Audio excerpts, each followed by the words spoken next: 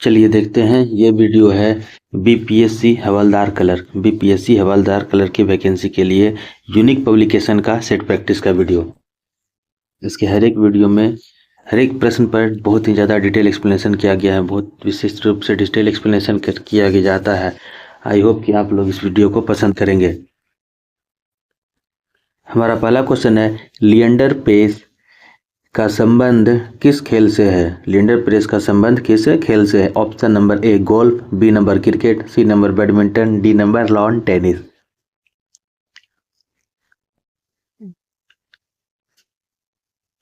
चलिए देखते हैं इसके सही ऑप्शन की अगर बात करते हैं तो इसका सही ऑप्शन हो गया लॉन टेनिस। लिएंडर पेस का संबंध लॉन टेनिस से है। लिएंडर पेस का संबंध लॉन टेनिस से है। ये भारत के खिलाड़ी हैं और 2020 में इन्होंने संन्यास ले लिया। लॉन टेनिस से इन्होंने रिजाइन दे दिया, संन्यास ले लिया। इसके साथ साथ कुछ अन्य इंपॉर्टेंट नाम भी जान लेते हैं जो अलग अलग प्लेयर के लिए हैं। जैसे लॉन टेनिस की बात करते हैं तो लॉन टेनिस में लिएंडर पेस, रोहन बोपन्ना, सुमित नागल, ऋतुजा भोसले और सानिया मिर्जा लॉन टेनिस के बहुत ही प्रसिद्ध खिलाड़ी हैं। बैडमिंटन की बात करते हैं तो पीवी सिंधु, लक्ष्य सेन, सात्विक चिराग और आयुष शेट्टी। पीवी सिंधु, लक्ष्य सेन, सात्विक चिराग और आयुष शेट्टी बैडमिंटन के प्रमुख खिलाड़ी हैं। टेबल टेनिस की बात करते हैं तो हरमीत देसाई, मानव ठक्कर, मनिका बत्रा। टेबल टेनिस में हरमीत देसाई, मानव ठक्कर और मनिका बत्रा, अर्चना कामत, ये कुछ प्रमुख टेबल टेनिस खिलाड़ी हैं। चलिए देखते हैं हमारा अगला क्वेश्चन। गांधी इरविन समझौते पर किस वर्ष हस्ताक्षर किए गए थे? गांधी इरविन समझौता किस वर्ष हुआ था? ऑप्शन दिया गया 1941, option number B 1911, option number C 1921, option number D 1931। सही ऑप्शन की बात करते हैं तो इसका सही ऑप्शन हो गया option number D 1931। Gandhi ji ने लॉर्ड इरविन के बीच 5 मई 1931 को दिल्ली में एक समझौते पर हस्ताक्षर किया। ध्यान दीजिएगा 5 मई 1931 को दिल्ली में समझौता हुआ था जिसे गांधी इरविन समझौता कहता था। इस समझौते को कराने वाले थे हर्बर्ट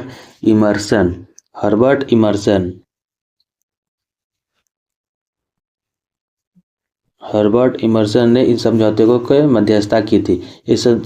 या कह सकते हो कि गांधी इरविन समझौते की मध्यस्थता हर्बर्ट इमर्सन ने की थी। इस समझौते में कुछ निम्नलिखित शर्तें थी जिसमें से प्रमुख, सविनय अवज्ञा आंदोलन को तत्काल वापस होना चाहिए।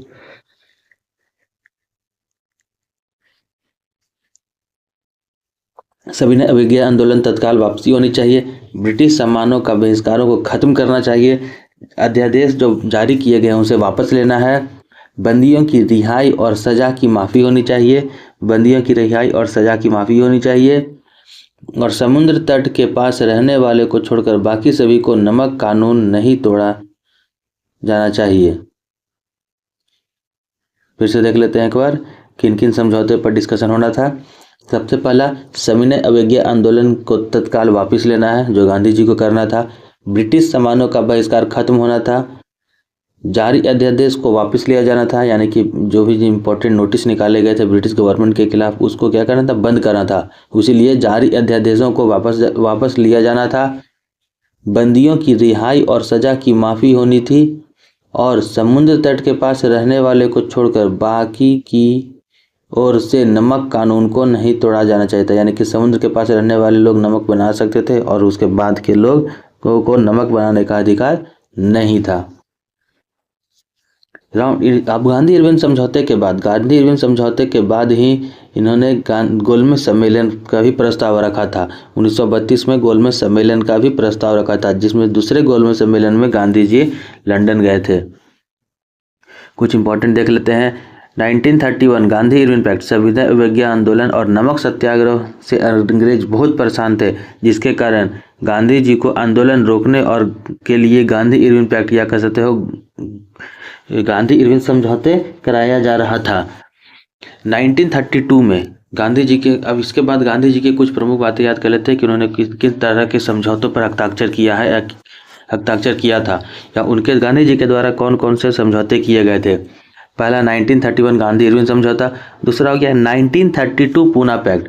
1932 पूना पैक्ट 1932 पूना पैक्ट था भीमराव अंबेडकर के साथ।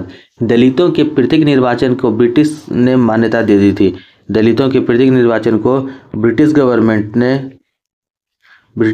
ने मान्यता दे दी थी। ब्रिटिश गवर्नमेंट में मान्यता दे दी थी, जिसके विरोध में गांधी जी ने जेल में आमरण अनशन शुरू कर दिया था। जिसके विरोध में गांधी जी ने जेल में आमरण अनशन शुरू कर दिया था। बाद में भीमराव अंबेडकर और गांधी जी के बीच टकराव हो गया और दोनों के बीच सुलह को पूना पैक्ट कहा जाने लगा। 1932 पूना पैक्ट कहा जाने लगा। पूना पैक्ट करवाने में सबसे ज़्यादा योगदान मदन मोहन मालवीय का रहा। सबसे ज़्यादा योगदान पूना पैक्ट कराने में, यानी कि भीमराव अंबेडकर और महात्मा गांधी के बीच समझौता कराने में सबसे ज़्यादा योगदान मदन मोहन मालवीय का रहा। इसके बाद पूना पैक्ट होने के बाद गांधी जी ने दलितों के लिए और निम्न वर्गों के लिए हरिजन सेवक संघ की स्थापना की 1932 में। दलितों के लिए 1932 में पूना पैक्ट हुआ और पूना पैक्ट के बाद जस्ट 1932 में ही हरिजन सेवक संघ, गांधी जी ने हरिजन सेवक संघ की स्थापना की।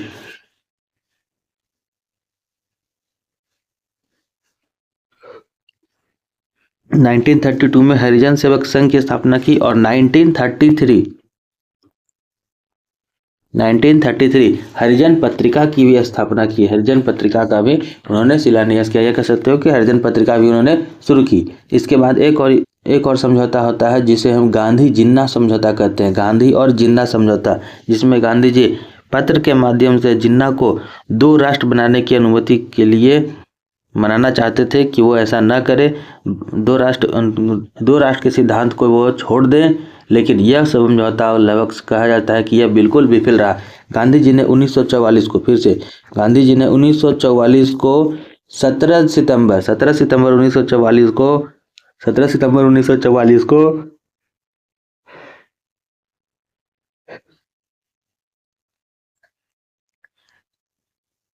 गांधी मुस्लिम बहुल प्रांतों में विभाजन को रोकने के लिए गांधी ने 17 सितंबर 1944 को गांधी ने मुस्लिम बहुल प्रांतों के विभाजन को रोकने के लिए मोहम्मद अली जिन्ना से सुलह वार्ता करने के प्रयास किया था, लेकिन यह असफल रहा। इसके बाद राउंड टेबल मीटिंग की बात करते हैं। तो राउंड टेबल मीटिंग जो 1932 में हुआ था, गांधी जी इसमें भी गए, राउंड टेबल मीटिंग में भी गए, लेकिन वो राउंड टेबल मीटिंग भी निष्कर्ष नहीं निकला। राउंड टेबल मीटिंग में भी कोई निष्कर्ष नहीं निकला और गांधी जी वहाँ से मीटिंग छोड़कर के वापस लौटकर चले आए। और इसी राउंड टेबल मीटिंग के समय विंस्टन चर्चिल ने जब गांधी जी को देखा तो उन्होंने नंगा फकीर कह दिया। गांधी जी को विंस्टन चर्चिल ने नंगा फकीर कह दिया। अब बात करते हैं गांधी जी के प्रमुख आंदोलनों की कि गांधी जी ने कितने आंदोलन शुरू किए थे। तो पहले सत्याग्रह की बात करते हैं। तो पहला सत्याग्रह शुरू होता है 1917 में, जिसे हम चंपारण सत्याग्रह के नाम से जानते हैं। भारत में गांधी जी का पहला आंदोलन चंपारण सत्याग्रह। उसके बाद 1918 में गांधी जी ने 2 आंदोलन किए। पहला आंदोलन खेड़ा और दूसरा अहमदाबाद मिल। पहला खेड़ा और दूसरा अहमदाबाद मिल। उसके बाद 1 अगस्त 1920 को नन कॉर्पोरेशन मूवमेंट, यानी कि असहयोग आंदोलन, नन कॉर्पोरेशन मूवमेंट असहयोग आंदोलन 1 अगस्त 1920 को शुरू किया गया, जो 1922 यानी कि 1922 में चौरी चौरा हत्याकांड के कारण बंद करना पड़ा, कॉल ऑफ करना पड़ा। उसके बाद दूसरा आंदोलन शुरू होता है 12 मार्च 1930 को। 12 मार्च 1930 सिविल डिसओबीडिएंट मूवमेंट यानी कि सवैया आंदोलन 12 मार्च से लेकर के 6 अप्रैल तक दांडी समझौता किया गया और दांडी समझौते के साथ ही उन्होंने सिविल डिसओबीडिएंट मूवमेंट की शुरू हो जाने की घोषणा भी कर दी थी। और गांधी जी का सबसे अंतिम मूवमेंट शुरू हुआ क्वाइट इंडिया मूवमेंट 8 अगस्त 1942, 8 अगस्त 1942 क्वाइट इंडिया मूवमेंट। 8 अगस्त 1942 को उन्होंने क्वाइट इंडिया मूवमेंट शुरू किया और 9 अगस्त को गांधी जी को पकड़ करके जेल में बंद कर दिया गया था।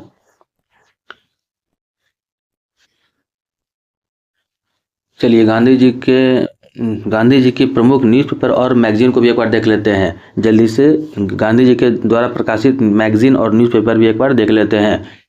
पहला इंडियन ओपिनियन 1903, इंडियन ओपिनियन 1903 जो उन्होंने साउथ अफ्रीका में प्रकाशित किया। इंडियन ओपिनियन 1903 साउथ अफ्रीका में। यंग इंडिया 1919 भारत की पत्रिका है। नवजीवन भी 1919। यंग इंडिया और नवजीवन 1919 और हरिजन पत्रिका 1933। इंडियन ओपिनियन 1903, यंग इंडिया और नवजीवन 1919 को स्टार्ट किया गया और हरिजन 1933 को स्टार्ट किया। गांधी जी के अगर आश्रम की बात करते हैं तो गांधी जी के मुख्य 4 आश्रम है। पहला फोनिक्स आश्रम जो साउथ अफ्रीका में 1904 में खोला गया। फोनिक्स आश्रम साउथ अफ्रीका में 1904 में खोला गया। टॉल्स्टॉय आश्रम 1910 में खोला गया। टॉल्स्टॉय आश्रम 1910 साउथ अफ्रीका में ही खोला गया। भारत में बात करते हैं तो 1917 में साबरमती आश्रम और 1936 में सेवाग्राम आश्रम। चलिए देखते हैं अपना अगला क्वेश्चन। भारत कितने देशों के साथ समुद्री सीमा साझा करता है? भारत कितने देशों के साथ समुद्री सीमा साझा करता है? देखिए यहाँ इंपॉर्टेंट है कि यहाँ बोला जा रहा है केवल समुद्री सीमा। विशेष ध्यान देना है कि समुद्री सीमा के बारे में बात हो रही है। तो सही आंसर हमारा हो गया सी नंबर, 2 देशों के साथ। भारत 2 देशों के साथ पूर्ण रूप से समुद्री सीमा साझा करता है। अब इस क्वेश्चन को डिटेल देख लेते हैं। भारत के कुल 9 पड़ोसी देश हैं जिसमें से सिर्फ 2 देशों के साथ वो केवल समुद्री सीमा साझा करता है, जिसमें श्रीलंका और मालदीव शामिल है। 2 देशों के साथ समुद्री सीमा साझा करता है, श्रीलंका और मालदीव। वहीं 3 देशों के साथ वो दोनों यानी कि समुद्री सीमा तथा स्थल सीमा दोनों साझा करता है। 3 ऐसे देश हैं जिनके साथ भारत समुद्री और स्थल सीमा दोनों साझा करता है। उसमें से पाकिस्तान, बांग्लादेश और म्यांमार 3 ऐसे देश हैं जिनके साथ भारत समुद्री तथा स्थल सीमा साझा करता है। पाकिस्तान, बांग्लादेश और म्यांमार। उसके बाद 4 ऐसे देश हैं जिनके साथ भारत केवल स्थल सीमा शेयर करता है। केवल स्थल सीमा यानी कि लैंडलॉक बाउंड्री के साथ जुड़ा हुआ है, जिसमें से चीन, नेपाल, भूटान, और अफगानिस्तान। 4 ऐसे देश जो केवल जिनके साथ केवल लैंड बाउंड्री को शेयर कर रहा है, यानी कि स्थल सीमा को शेयर करता है। चीन, नेपाल, भूटान, अफगानिस्तान 3 ऐसे देश जिनके साथ स्थल तथा जल दोनों बाउंड्री शेयर करते हैं। पाकिस्तान, बांग्लादेश और म्यांमार 2 ऐसे देश हैं जिनके साथ भारत केवल समुद्री सीमा यानी कि वाटर बाउंड्रीज को शेयर करता है, श्रीलंका और मालदीव। चलिए देखते हैं हमारा अगला क्वेश्चन। हरित क्रांति निम्नलिखित में से किसके आयात पर भारत की निर्भरता को कम करने में सहायक थी? हरित क्रांति निम्नलिखित में से किसके आयात पर भारत की निर्भरता को कम करने में सहायक थी? बोला जा रहा है हरित क्रांति में किस पर विशेष ध्यान दिया गया था? A number petroleum, B number कपड़ा, सी नंबर अनाज, डी नंबर मशीनरी। देखिए सही ऑप्शन की अगर बात करते हैं तो इसका सही ऑप्शन हो गया सी नंबर अनाज। भारत में हरित क्रांति अनाज के आयात पर भारत की निर्भरता को कम करने में सहायक थी। अनाज के आयात पर इसके योजना के तहत हरित क्रांति योजना के तहत HYV high yield variety seeds का प्रयोग किया गया था। HYV सीड्स का प्रयोग किया गया था और विशेष रूप से पंजाब, हरियाणा और पश्चिमी उत्तर प्रदेश में HYV सीड का प्रयोग करके हरित क्रांति को लाया गया था, जिसमें कि विशेषकर गेहूं की उपज को विशेषकर गेहूं की उपज में बढ़ोतरी की गई थी, या कह सकते हो कि गेहूं के जो उत्पादन में बहुत ज़्यादा वृद्धि की गई थी पंजाब, हरियाणा और उत्तर प्रदेश के भाग में। चलिए देखते हैं हमारा अगला क्वेश्चन। उस्ताद बिंदा खां का संबंध निम्नलिखित में से किस वाद्य यंत्र से था? उस्ताद बिंदा खां का संबंध निम्नलिखित में से किस वाद्य यंत्र से था? ए नंबर बांसुरी, B number tabla, C number शहनाई, डी नंबर सारंगी। सही ऑप्शन की बात करते हैं तो इसका सही ऑप्शन हो गया उस्ताद बिंदा खां सारंगी से संबंधित है, सारंगी वाद्य यंत्र से संबंधित है। उस्ताद बिंदा खां सारंगी वाद्य यंत्र से संबंधित है। इसके साथ देख लेते हैं बांसुरी। बांसुरी के लिए प्रसिद्ध भारतीय वादक पंडित हरिप्रसाद चौरसिया, पन्ना लाल घोष, टी आर महालिंगम और राकेश चौरसिया। पंडित हरिप्रसाद चौरसिया, पन्ना लाल घोष, टी आर महालिंगम, राकेश चौरसिया, ये कुछ व्यक्ति हैं जो बांसुरी वादक है, प्रमुख भारतीय बांसुरी वादक हैं। उसके बाद देखते हैं तबला। तबले को लेकर के जाकिर हुसैन उस्ताद अल्लाह रखा, तबला में जाकिर हुसैन उस्ताद अल्लाह रखा और पंडित किशन महाराज ये व्यक्ति हैं जो तबले में प्रमुख भारतीय वादक हैं। शहनाई में उस्ताद बिस्मिल्लाह खां, लोकेश आनंद, शहनाई में उस्ताद बिस्मिल्लाह खां, लोकेश आनंद, बागेश्वरी कमर जो एकमात्र महिला शहनाई वादक है। उस्ताद बिस्मिल्लाह खां, लोकेश आनंद और बागेश्वरी कमर जो एकमात्र महिला शहनाई वादक है। अब देखते हैं सारंगी में पंडित रामनारायण, सारंगी के लिए पंडित रामनारायण और उस्ताद सुल्तान खान, ये प्रमुख व्यक्ति हैं जो भारतीय शहनाई वादक हैं। चलिए देखते हैं हमारा अगला क्वेश्चन। ध्वनि प्रदूषण को किस इकाई से नापा जाता है? A number decibel, B number centimetre, C number hertz, D number ohm. सही ऑप्शन की अगर बात करते हैं तो इसका सही ऑप्शन हो गया ए नंबर डेसिबल। ध्वनि प्रदूषण को हम डेसिबल से नापते हैं। सेंटीमीटर की बात करते हैं तो सेंटीमीटर सीजीएस मात्रक का, सेंटीमीटर, ग्राम और सेकेंड, सीजीएस मात्रक का में लंबाई का ऐसा यूनिट है, सीजीएस मात्रक में लेंथ का ऐसा यूनिट है। हर्ट्ज की बात करते हैं तो तरंग की आवृत्ति फ्रीक्वेंसी को हम हर्ट्ज से नापते हैं। ओम की बात करते हैं तो ओम विद्युत प्रतिरोध की क्षमता को हम ओम से नापते हैं। इसके साथ साथ फिजिक्स में कुल रूप से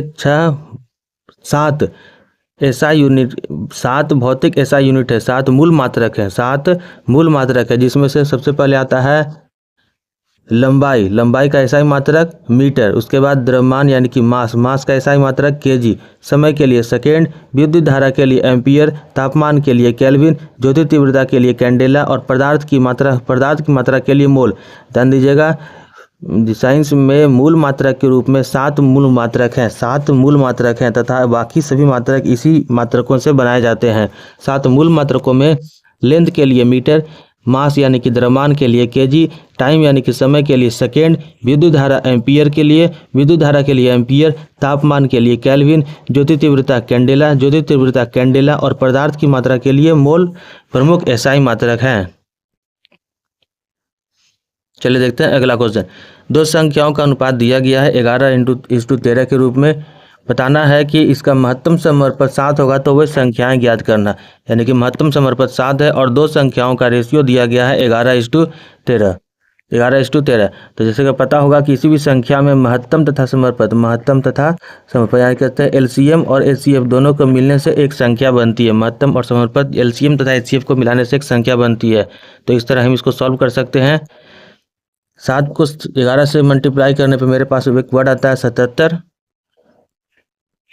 और इसी 7 को अगर हम 13 से गुना करते हैं तो मेरे पास 91, यानी कि इसका सही आंसर हो गया 7 का सही आंसर हो गया बी नंबर 77 और 91।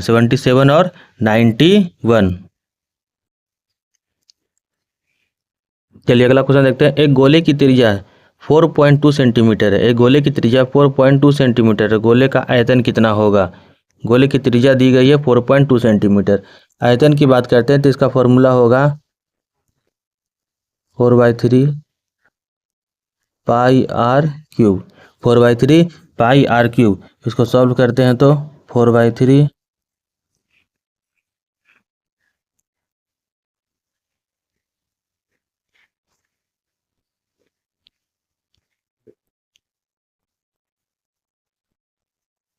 इसको सॉल्व करेंगे तो हमारा आंसर आएगा बी नंबर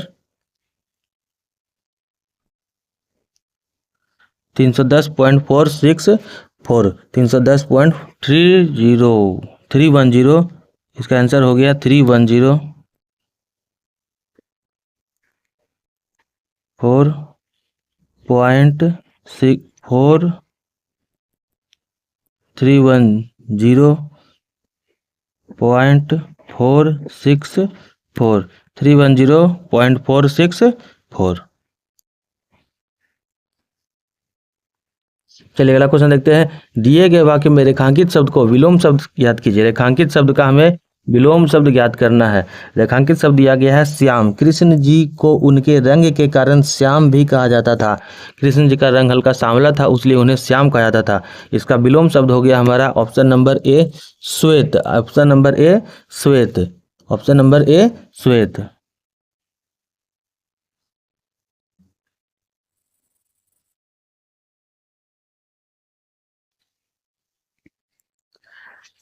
चलिए देखते हैं अगला क्वेश्चन। इस वर्ड में यह क्वेश्चन नंबर हो गया हमारा 10। Question number 10। इस क्वेश्चन में दिया गया जो सेंटेंस है the chef prepare the food in the kitchen. इस वर्ड को पैसिव वॉइस में चेंज करना है। The chef prepare the food in the kitchen. इसका पैसिव वर्ड हो जाएगा हमारा सही ऑप्शन हो गया B number the food is prepared by the chef in the kitchen. In the kitchen. The food is prepared by the chef in the kitchen. चलिए देखते हैं अगला क्वेश्चन। निम्नलिखित श्रृंखला में प्रश्न के आधार प्रश्न के जगह पर क्या है जो बताना है हमें। पहले देखते हैं ऑप्शन क्या दिया गया है 4, 7, 13। ऑप्शन नेक्स्ट में दिया गया है A number 30, B number 33, C number 34, D number 35। पहले इसका सही ऑप्शन देख लेते हैं। इसका सही ऑप्शन हो गया है हमारा 11 का सी नंबर 34। सी नंबर 34। अब कैसे होगा जो देखिए, तो इसमें 3 का टेबल को ऐड करना है। यहाँ बीच में 3, 6, 9, इसके बाद 12 को ऐड करने पर मेरा 34। फिर 12 के बाद 15। इसी तरह से 3 के टेबल को लगभग इसमें ऐड करते जाना है।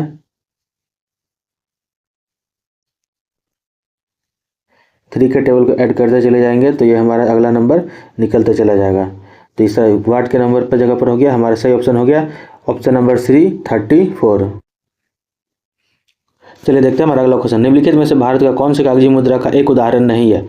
ऑप्शन नंबर ए 10 रुपये का सिक्का, 20 रुपये का, बी नंबर ऑप्शन 20 रुपये का बैंक चेक, 500 रुपये का करेंसी नोट और 20 रुपये का सिक्का। देखिए उदाहरण की बात करते हैं तो इसका उदाहरण वैसा होता है कि जिसमें अगर आप किसी को वो पैसा देते हैं या मुद्रा देते हैं तो वो उसको रिसीव करे। अगर उसे वापस लौटाने की संभावना होती है तो वह कागजी मुद्रा का उदाहरण नहीं होता है। अगर उसे वापस लौटाने की संभावना होती है तो उसे कागजी मुद्रा का उदाहरण नहीं मान सकते हैं। इस तरह इसका सही ऑप्शन हो गया हमारा बी नंबर 200 रुपये का बैंक चेक, क्योंकि बैंक चेक जो होता है वो रिफंडेबल होता है, उसे वापस लौटा दिया जाता है। बैंक चेक को कागजी मुद्रा नहीं माना जा सकता क्योंकि इसके भुगतान के माध्यम के रूप में अस्वीकार भी किया जा सकता है।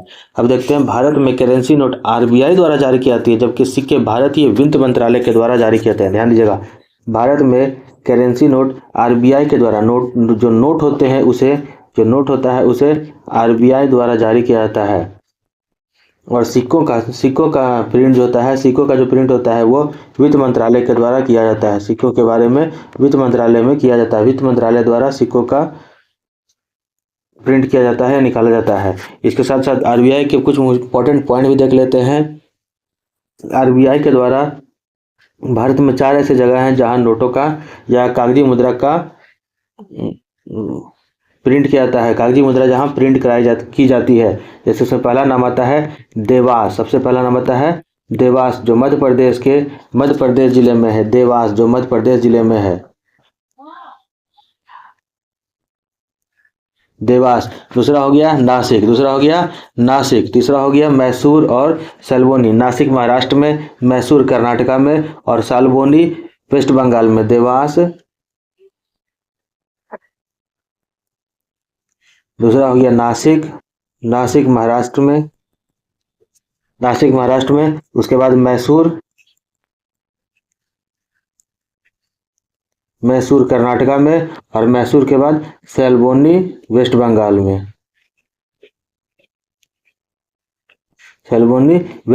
में, यानी कि ये चार जगह है जहां भारतीय आरबीआई नोटों का प्रिंट करती है। चलिए देखते हैं हमारा दूसरा क्वेश्चन। केरल की सबसे लंबी नदी, यहाँ थोड़ा सा गड़बड़ा है, केरल की सबसे लंबी नदी नहीं है, यह सेकेंड नंबर की नदी कह सकते हैं इसको। केरल की दूसरी लंबी नदी भारतपुझा, दूसरी सबसे लंबी नदी भारतपुझा का दूसरा नाम क्या है, जो पश्चिम से बहती है और अरब सागर में गिरती है? A number Ponnani, B number Ithikkara, C number Kallai, D number अयरूर।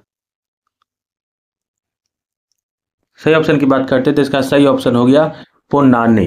Kerala की लंबी नदियों में से एक भारतपुझा नदी का दूसरा नाम पोन्नानी, और इसे एक और नाम से भी जाना जाता है जो हो गया नीला रिवर, नीला नदी।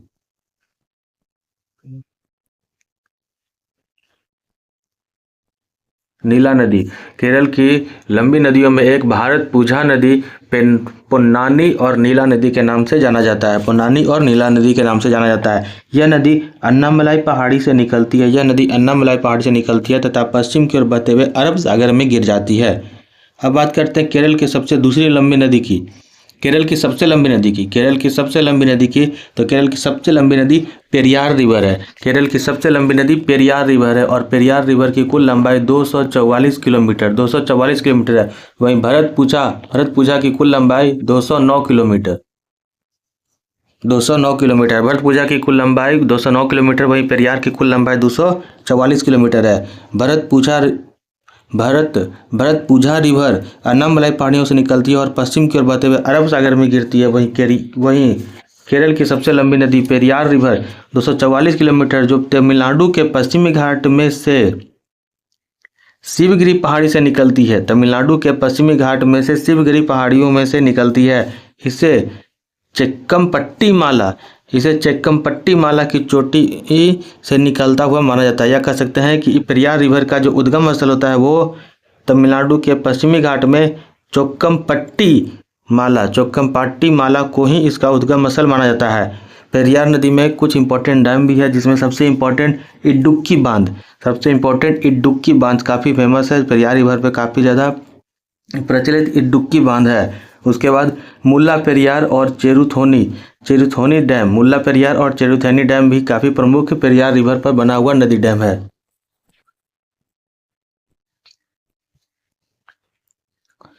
इनमें से हमारा अगला प्रश्न है, इनमें से कौन सी एक प्रवाह अवधारणा नहीं है? ऑप्शन नंबर ए किसी फर्म द्वारा उत्पादित निर्गत, बी नंबर ऋण पर ब्याज व्यय, सी नंबर किसी निगम का लाभ, डी नंबर किसी कारखाने में प्रयुक्त मशीनों की संख्या। यहाँ बात हो रहा है प्रवाह अवधारणा यानी कि वस्तु का या मूल्य का आदान प्रदान होना। तो इसमें कौन सा नहीं है? तो सही आंसर हो गया हमारा किसी कारखाने में प्रयुक्त मशीनों की संख्या प्रवाह अवधारणा का उदाहरण नहीं है। चलिए देखते हैं हमारा अगला क्वेश्चन। टैकल पॉइंट शब्द का संबंध किस खेल से है? Option number A kabaddi, B number baseball, C number football, D number hockey.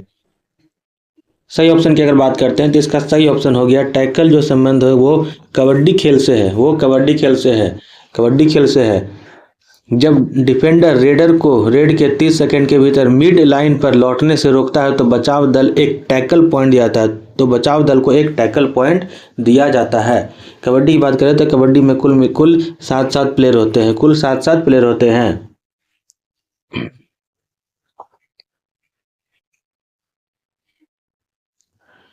अगर बात करते हैं कबड्डी खेलों से कुछ अलग इम्पोर्टेंट पॉइंटों की या कबड्डी से संबंधित कुछ शब्द की, तो देखते हैं कबड्डी के से में रेडर, डिफेंडर, एक वर्ड होता है कैंट। कैंट का मतलब होता है सांस रोक कर कबड्डी बोलना, सांस रोक कर कबड्डी कबड्डी बोलना कैंट वर्ड का कैंट कहलाता है। उसके बाद हो गया डुबकी। जब रेडर नीचे से निकल जाता है तो उसे डुबकी कहते हैं। जब रेडर पिच अगले प्लेयर के नीचे से निकल जाता है तो उसे डुबकी कहते हैं। परस्यूट, परस्यूट रेडर के पीछे तुरंत लाइन क्रॉस कर हमला करना, यानी कि रेडर जब लाइन क्रॉस करके अपने पाले में जाता है तो उसके जस्ट पीछे दौड़ करके जाने वाले को परसूट कहते हैं। दौड़ कर जाकर हमला करने पर उसे परसूट कहते हैं। जब देखते हैं बेसबॉल से संबंधित कुछ इंपॉर्टेंट वर्ड। बेसबॉल में कुल मिलाकर के बेसबॉल के एक साइड में 9 प्लेयर रहते हैं, एक साइड में 9 प्लेयर रहते हैं और कुल मिलाकर 18 प्लेयर रहते हैं। इससे संबंधित कुछ वर्ड हो गए जैसे pitcher, catcher, infielder, home run, striker, diamond. Diamond baseball के ग्राउंड को डायमंड कहा जाता है, डायमंड बेसबॉल के ग्राउंड को कहा जाता है। उसके बाद आ गया स्ट्राइक आउट, 3 बार लगातार आउट होने पर स्ट्राइक आउट कहा जाता है। डबल प्ले, वॉल्क और आरबीआई। इसमें आरबीआई का मतलब होता है रनों की संख्या, रनों की संख्या। फिर से देखते हैं बेसबॉल में कुल मिलाकर 18 प्लेयर होते हैं, जिसमें एक तरफ 9 प्लेयर रहते हैं। संबंधित वर्ड में पिचर, कैचर, इनफील्डर ये सब संबंधित प्लेयर के नाम होते हैं या उनके पोजीशन के अनुसार उन्हें पिचर, कैचर या इनफील्डर बोला जाता है। होम रन और strike, home run, strike. Diamond baseball के ग्राउंड को डायमंड कहा जाता है। स्ट्राइक आउट, 3 स्ट्राइक होने पर इसको strike out. Double play, walk या आरबीआई, डबल प्ले, वॉल्क या आरबीआई। इसमें आरबीआई रन की संख्या होती है, रन बनाने की संख्या होती है। ये सभी बेसबॉल से संबंधित इंपॉर्टेंट वर्ड हैं। उसके बाद हो गया फुटबॉल देखते हैं। फुटबॉल में कुल 22 प्लेयर खेलते हैं, जिसमें एक साइड 11 प्लेयर रहते हैं। फुटबॉल 90 मिनट का एक गेम होता है। इससे संबंधित कुछ वर्ड जैसे free kick, plenty, penalty, offside, dribbling और clean sheet. Free kick, penalty, offside, dribbling और क्लीन शीट ये सब फुटबॉल से संबंधित कुछ इंपॉर्टेंट वर्ड हैं।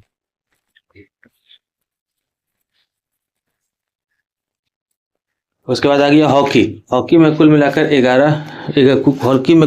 11 प्लेयर होते हैं, जिसमें एक साइड में 11 प्लेयर होते हैं और दोनों साइड मिलाकर 22 प्लेयर होते हैं। ये गेम 60 मिनट का होता है। इसके संबंधित कुछ इंपॉर्टेंट वर्ड, हॉकी से संबंधित कुछ इंपॉर्टेंट वर्ड जैसे बुल्ली, ड्रैग फ्लिक, 3D स्किल और स्कूप। 3D स्किल यानी कि बॉल को जमीन से कुछ ऊंचा उठा करके अगले पार्टी को छकाने की जो कला होती है उसे 3D स्किल कहा जाता है। उसके बाद स्कूप, ये कुछ इंपॉर्टेंट वर्ड है जो हॉकी से संबंधित है। चलिए देखते हैं हमारा अगला क्वेश्चन। निम्नलिखित में से कौन सा लोगों के जीवन स्तर का आकलन करने का एक सबसे अच्छा संकेत है? निम्नलिखित में से कौन सा लोगों के जीवन स्तर को आकलन करने का सबसे अच्छा संकेत है? ऑप्शन नंबर ए, जीवन सूचकांक की भौतिक गुणवत्ता। बी नंबर, साक्षरता दर। सी नंबर, मातृत्व मृत्यु दर, नवजात मृत्यु दर। देखिए सबसे ऑप्शन की अगर बात करेंगे, सटीक ऑप्शन की बात करेंगे तो इसका सही ऑप्शन हो गया ए नंबर, जीवन सूचकांक की भौतिक गुणवत्ता। इसे हम लाइफ एक्सपेक्टेंसी भी कहते हैं। जीवन सूचकांक की भौतिक गुणवत्ता, लाइफ एक्सपेक्टेंसी, यानी कि हमें अपने जीवन जीने के लिए कौन कौन सी व्यवस्थाएं मिलती है, कौन कौन सी सुविधा मिलती है, उसे हम लाइफ एक्सपेक्टेंसी कहते हैं। चलिए देखते हैं हमारा अगला क्वेश्चन। निम्नलिखित में से किसे भारतीय न्यायालय द्वारा लागू किया जा सकता है? ए नंबर, मौलिक कर्तव्य। बी नंबर, प्रस्तावना। सी नंबर, मौलिक अधिकार। डी नंबर, राजकीय नीति निर्देशक तत्व, नीति निर्देशक सिद्धांत। भारतीय न्यायालय द्वारा लागू किया जा सकता है तो सही ऑप्शन हो गया हमारा सी नंबर, मौलिक अधिकार। मौलिक अधिकार को भारतीय न्यायालय द्वारा लागू किया जा सकता है। क्या होता है उसको अच्छी तरह से देख लेते हैं। मौलिक अधिकार सबसे पहले देखते हैं। मौलिक अधिकार होता है जो मौलिक अधिकार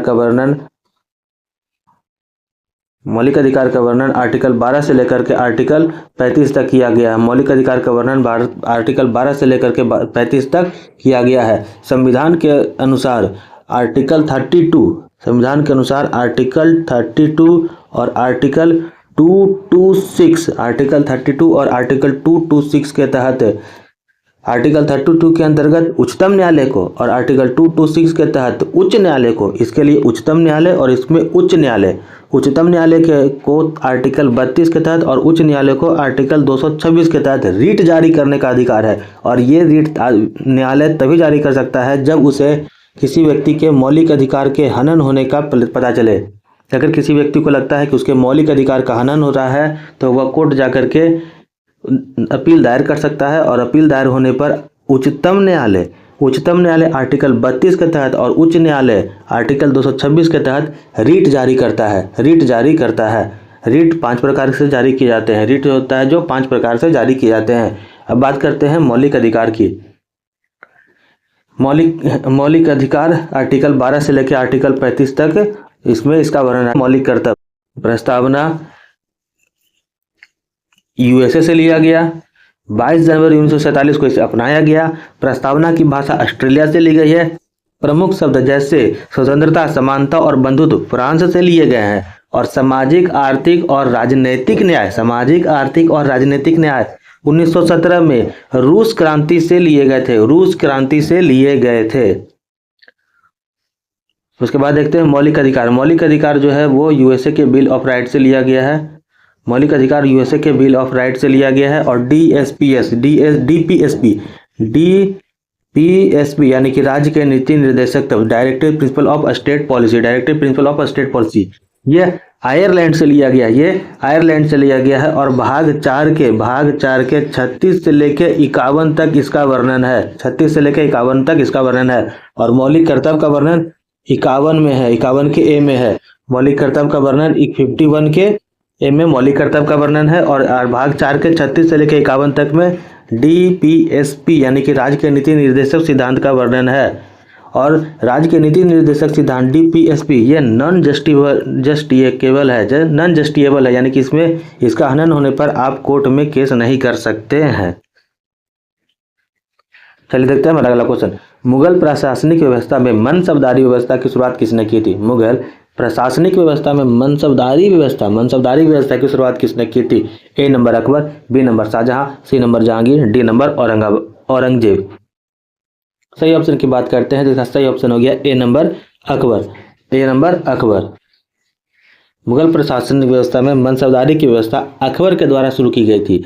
अकबर ने अपने साम्राज्य पर नियंत्रण रखने के लिए अधिकारी वर्ग और सेना को संगठित करना आवश्यक समझा था। इस उद्देश्य की प्राप्ति के लिए उन्होंने मनसबदारों की व्यवस्था चालू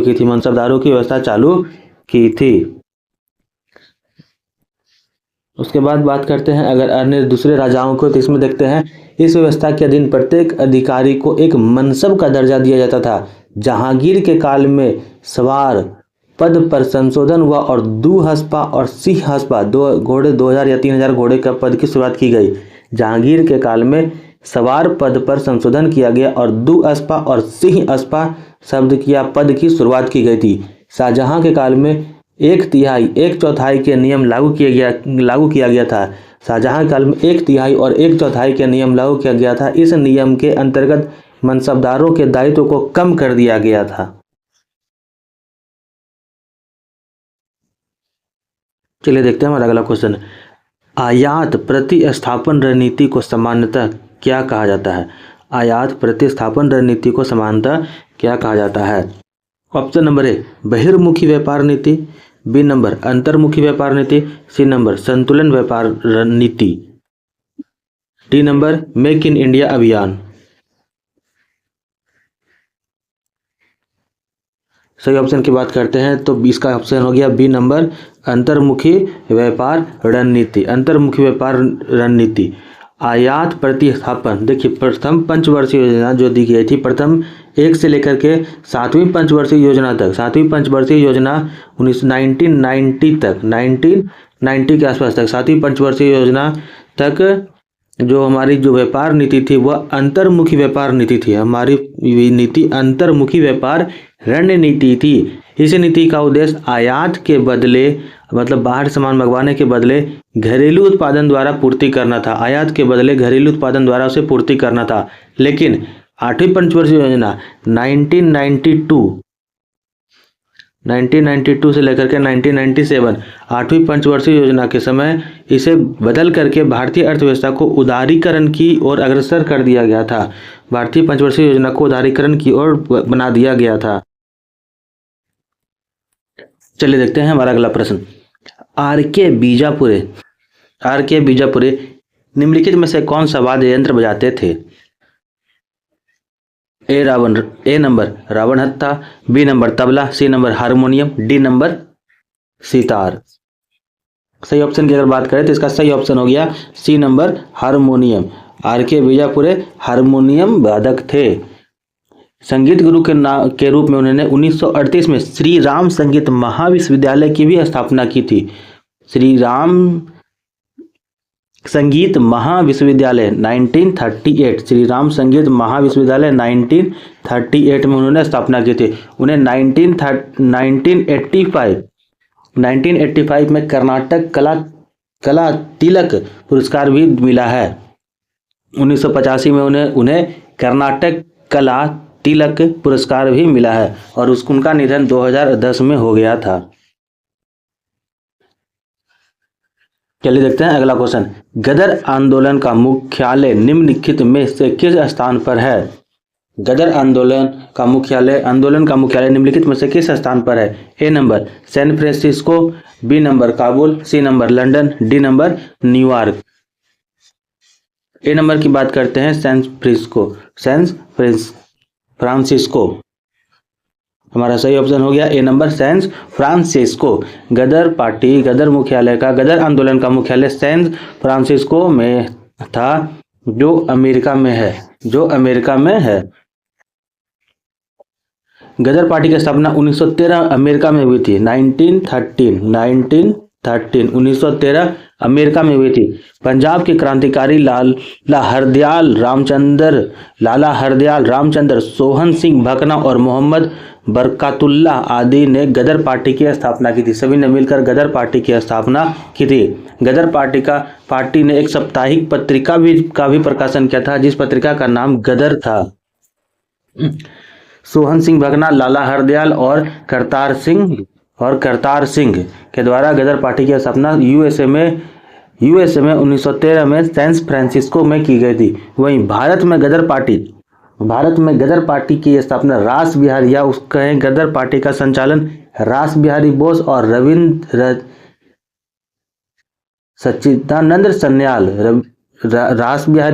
सच्चिदानंद सन्याल के द्वारा किया गया था। भारत में गदर पार्टी का देखरेख रास बिहारी बोस और सचिंद्रनाथ सन्याल के द्वारा किया गया था। चलिए देखते हैं अगला क्वेश्चन। लैक्टिटोल निम्न में से किसके हाइड्रोजीकरण द्वारा प्राप्त किया जाता है? लैक्टिटोल निम्न में से किसके हाइड्रोजीकरण द्वारा प्राप्त किया जाता है? A number लैक्टिटोज, glucose, maltose, lactic अम्ल और लैक्टिक अम्ल। सही ऑप्शन की अगर बात करें तो इसका सही ऑप्शन नंबर हो गया ए नंबर लैक्टोज। लैक्टिटोल लैक्टोज के द्वारा प्राप्त किया जाता है।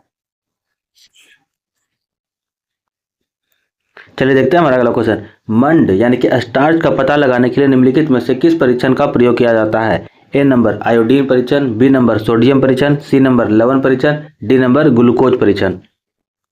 सही ऑप्शन की बात करते हैं तो इसका सही ऑप्शन हो गया 23 का ए नंबर आयोडीन परीक्षण। आयोडीन मेथड के द्वारा आयोडीन पर जब हम स्टार्च विलयन पर आयोडीन विलयन यानी कि आयोडीन का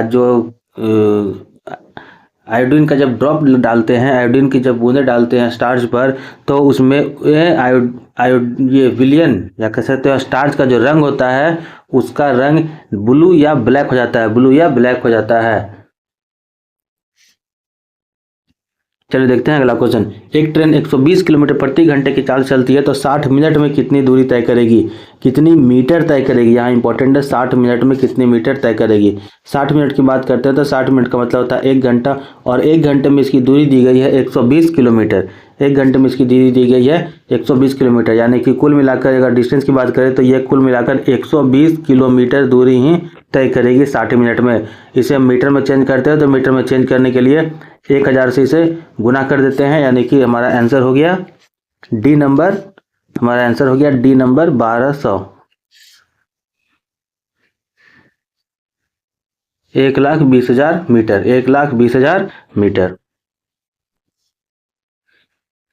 चलिए देखते हैं अपना अगला क्वेश्चन। निम्नलिखित में से कौन सा मंदिर वास्तुकला की नागर शैली का उदाहरण नहीं है? नागर शैली के उदाहरण का नहीं है। ए नंबर कैलाश मंदिर कांचीपुरम, बी नंबर कंदरिया मंदिर मध्य प्रदेश, सी नंबर कोणार्क मंदिर सूर्य मंदिर कोणार्क में, या जिसे हम कोणार्क मंदिर के नाम से भी जानते हैं, डी नंबर लिंगराज मंदिर भुवनेश्वर। सही ऑप्शन की बात करते हैं, जिसका सही ऑप्शन हो गया कैलाश मंदिर कांचीपुरम। कैलाश मंदिर कांचीपुरम नागर शैली का उदाहरण नहीं है। देखते हैं नागर शैली क्या होता है। तो नागर शैली वास्तुकला की नागर शैली मंदिर खजुराहो के कंदिरिया महादेव मंदिर, कोणार्क मंदिर और पुरी जगन्नाथ मंदिर, भुवनेश्वर के लिंगराज मंदिर, ये सभी नागर शैली का उदाहरण है। नागर शैली की योजना वर्गाकार होती है। नागर शैली की योजना वर्गाकार होती है। नागर शैली के मंदिर में 4 प्रक्षेपण होते हैं। नागर शैली की योजना वर्गाकार होती है और नागर शैली के मंदिरों में 4 प्रक्षेपण होते हैं। नागर शैली के मंदिरों में गर्भगृह हमेशा सबसे ऊंचे टावर के नीचे होता है। नागर शैली में मंदिरों का जो गर्भगृह होता है वो हमेशा सबसे ऊंचे टावर के नीचे होता है। नागर शैली के मंदिरों में शिखर के आकार का आधार पर कई उपखंड लगे होते हैं। नागर शैली के मंदिरों में शिखर के आकार के आधार पर कई उपखंड लगे होते हैं। नागर शैली की जो कुछ उपशैलियां भी थी, नागर शैली की प्रमुख उपशैलियों में भूमिज शैली और पंचायतन शैली। नागर शैली की उपशैलियों में भूमिज शैली और पंचायतन शैली होती है। अगर मुख्य शैली की बात करते हैं, मंदिर स्थापन कला में मुख्य शैलियों की अगर बात करते हैं तो सबसे पहले नाम आता है द्रविड़ शैली का, उसके बाद बेसर शैली, उसके बाद नागर शैली। मंदिर स्थापन कला में मुख्य रूप से द्रविड़ शैली, बेसर शैली और नागर शैली काफी ज्यादा फेमस है। इन 3 शैलियों से मंदिर का निर्माण या मंदिर की वास्तुकला का निर्माण किया जाता है। मंदिर के स्थापन कला का निर्माण किया जाता है। इसके साथ साथ कुछ क्षेत्रीय स्तर पर भी कुछ शैलियों का उद्गम हुआ है। जैसे उड़ीसा शैली को हम क्षेत्रीय स्तर पर उड़ीसा शैली यानी कि कलिंग शैली जिसे हम कहते हैं, उड़ीसा शैली जो कलिंग क्षेत्र में प्रसिद्ध हुई थी। बंगाल में झोपड़ी शैली के द्वारा मंदिरों का निर्माण किया जाता है। बंगाल में झोपड़ी शैली के द्वारा। उड़ीसा में क्षेत्रीय स्तर पर उड़ीसा शैली जो कलिंग के एरिया में हुआ था। बंगाल के सेक्टर में बंगाल के जगह पर झोपड़ी शैली के द्वारा के अंतर्गत मंदिर का निर्माण किया जाता है। और गुजरात या राजस्थान में सोलंकी शैली के द्वारा मंदिर का निर्माण किया जाता है।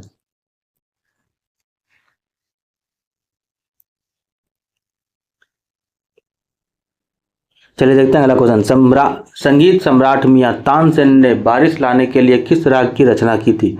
संगीत सम्राट मियां तानसेन ने बारिश लाने के लिए किस राग की रचना की थी? ऑप्शन नंबर ए मेघ मल्हार, बी नंबर मेघ पुष्प, सी नंबर मयूर प्रिया, डी नंबर सरवरी तरंग। सही ऑप्शन की अगर बात करते हैं तो सही ऑप्शन हो गया हमारा मेघ मल्हार। संगीत सम्राट मियां तानसेन ने बारिश लाने के लिए मेघ मल्हार की रचना की थी। तानसेन जो थे वो अकबर के 9 रत्नों में शामिल थे तथा हिंदुस्तानी शास्त्रीय संगीत के जनक भी माने जाते हैं। वे रुद्रवाणी या रबाब बजाने में विशेषज्ञ थे।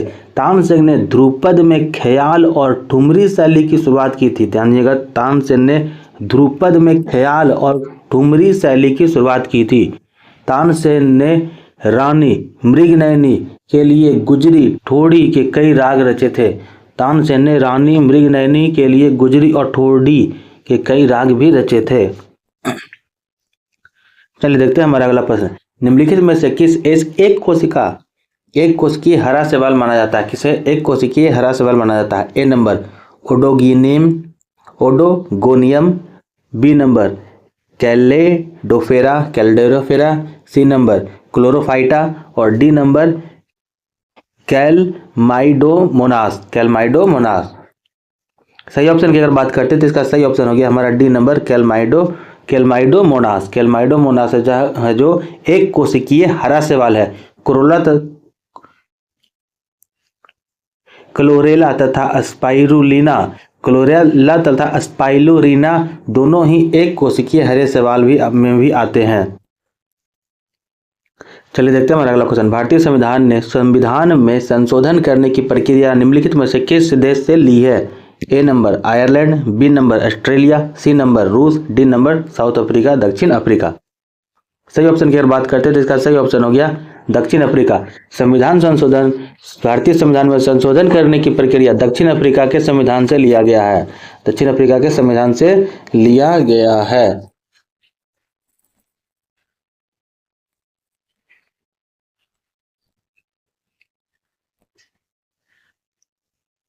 चलिए देखते हैं हमारा अगला क्वेश्चन। हड़प्पा के उत्खनन स्थलों में निम्नलिखित में से क्या नहीं पाया गया है? हड़प्पा के उत्खनन स्थलों में से क्या नहीं पाया गया है? ए नंबर आवास गृह, बी नंबर सार्वजनिक स्नान गृह, सी नंबर सार्वजनिक भवन, डी नंबर सार्वजनिक अस्पताल। सही ऑप्शन की अगर बात करते हैं तो हड़प्पा के उत्खनन में से कहीं भी सार्वजनिक अस्पताल का नहीं पाया गया। कहीं भी सार्वजनिक अस्पताल का कोई भी अवशेष पाया नहीं गया है। इसके साथ साथ अगर बात करते हैं कि हड़प्पा के किन किन स्थानों से क्या क्या चीज़ें पाई गई है, तो सबसे पहले देखते हैं हड़प्पा से। सबसे पहले हड़प्पा से 6x6 की 2 पंक्तियों में अन्नागार, पत्थर का लिंगम, मातृ देवी की मूर्ति, तांबे का दर्पण और पुरुष का धड़ की मूर्ति मिली है। मोहनजोदाड़ो से विशाल स्नानागार, कांसे की बनी नर्तिका और पशुपति महादेव की मोहर मिली है। लोथल से गोदीवाड़ा चावल के अवशेष और अग्नि वेदिकाएं। लोथल से गोदीवाड़ा चावल के अवशेष और अग्नि वेदिकाओं के अवशेष मिले हैं। कालीबंगा से जुते हुए खेत का साक्ष्य, मिट्टी की चूड़ियां और ऊँट की हड्डियां। चूहनजोदड़ो से लिपस्टिक और मनके बनाने का कारखाना। धौलावीरा से जल प्रबंधन, बनवाली से खिलौने का हल, राखी गढ़ी जो है वो सबसे बड़ा हड़प्पा क्षेत्रफीय स्थल के रूप में खोजा गया है। मिट्टी की चूड़ियां और मनके ये राखी गढ़ी से मिले थे। चलिए हमारा अगला क्वेश्चन है, लक्ष्मू महाराज किस नृत्य शैली से संबंधित है? A number Kathak, B number Bharatanatyam, C number Manipuri, D number Orissa. सही ऑप्शन की बात करते हैं तो इसका सही ऑप्शन हो गया ए नंबर कथक। लक्ष्मू महाराज कथक नृत्य शैली से संबंधित है।